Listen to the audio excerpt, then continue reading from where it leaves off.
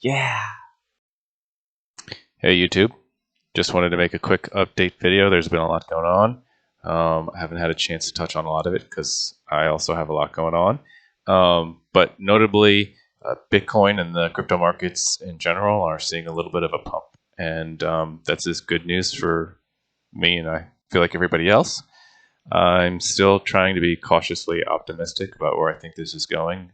There's a definite possibility that we see some pullback, but I feel bad because I feel like a parrot, just stuck on repeat. All I'm ever saying is I think we're going to be seeing a little chop up and down, sideways action.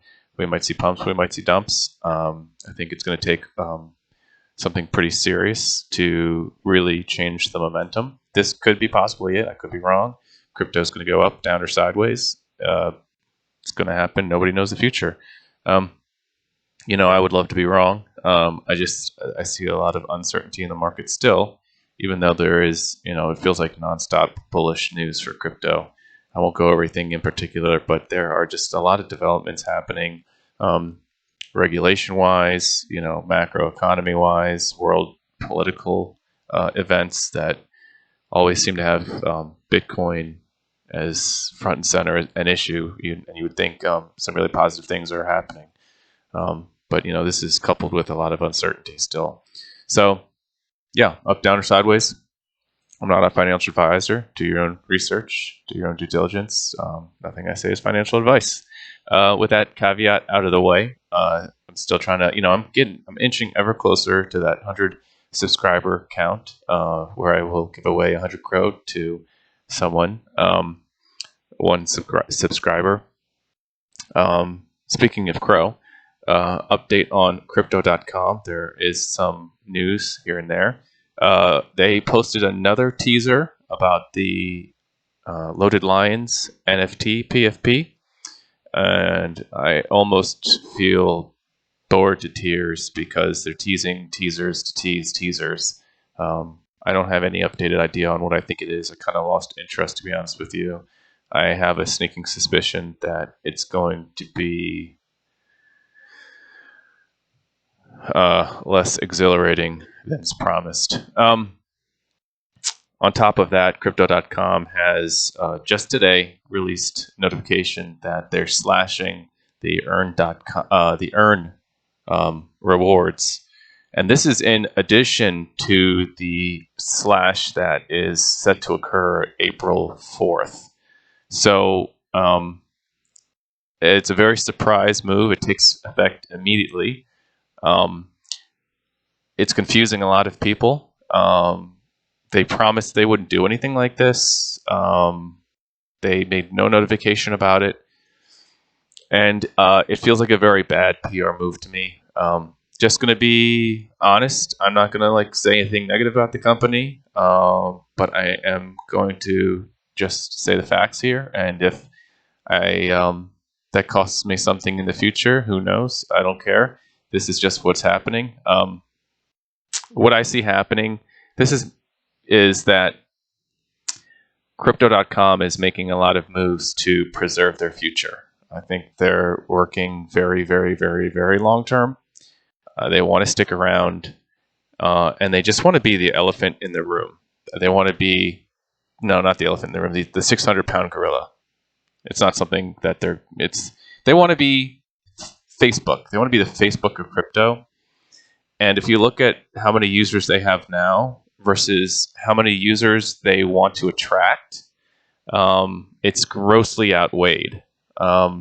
So I think they're going to take the risk of displeasing current customers that might be keeping tabs on the growth of the company, and they might be paying attention to the moves that the company's making, and that they might alienate some of their current customer base as sort of a weapon, though, to continue growth, because the new customers who come on board aren't going to really keep track of how many times you've been done dirty, right? Because they're new customers.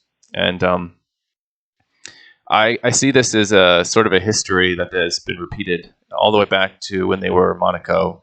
Um, they make a lot of moves that are not generally met with pleasure of their current customer base, but it does provide the necessary long-term sustainability in their business model to do what they're doing um, going forward. And I guess that's sort of a double-edged sword. I'm a little less in love with the company, although I do actually, if nuts to bolts, I think they will actually still be a very powerful, growing company going forward. So, yeah, they're. I think they're going to be successful. Honestly, I hate to say it. Some of the moves they're making are not going to be kind of what you think um, if you're in love with the company. But you probably, I think, will be right that they will see um, a lot of successful growth in how I see it working out. With that being said, going forward, I think I will start adjusting things accordingly based on I guess a reevaluated time horizon, because I do think that this type of growth is going to be a little bit longer term. Um, they're not necessarily going to. I think they're going to see good growth. I just don't think it's going to be the frenzy. They're not. It's not going to be people who are just unwaveringly happy about the company, kind of thing. Anyways, I'm rambling now. So that being said, one more thing to touch on: Bitcoin 2022 conference is coming up in April. April tends to be a little bit of a pumping month for Bitcoin. So just touching back on, we're in the middle of a pump now. A lot of big news events are announced at the Bitcoin conference. And I feel like there is a possibility that some of this action leading up to the conference, it's buy the rumor, sell the news a little bit. Again, I don't want to feel like too much of a perma bear, but like last year when President Nayib Bukele announced that El Salvador would be adopting the Bitcoin standard, that was huge news, historic news, amazing, incredible news that you would think would be great for Bitcoin, and the price dumped after that for a long time, went sideways, had a little pump, continued to dump. Rumor is that there is going to be another announcement made that will dwarf that announcement. What that's going to be, I don't know. It's exciting to think about something that could dwarf a country adopting Bitcoin as legal currency.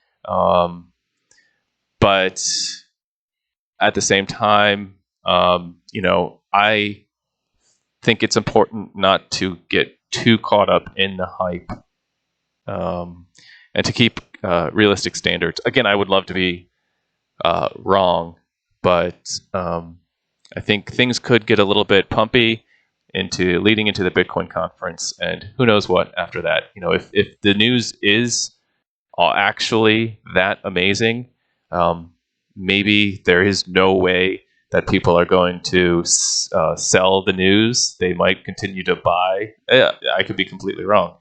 But I am still cautiously, I guess I'm not cautiously optimistic. I think I'm just cautiously cautious. So anyways, with that being said, carry on.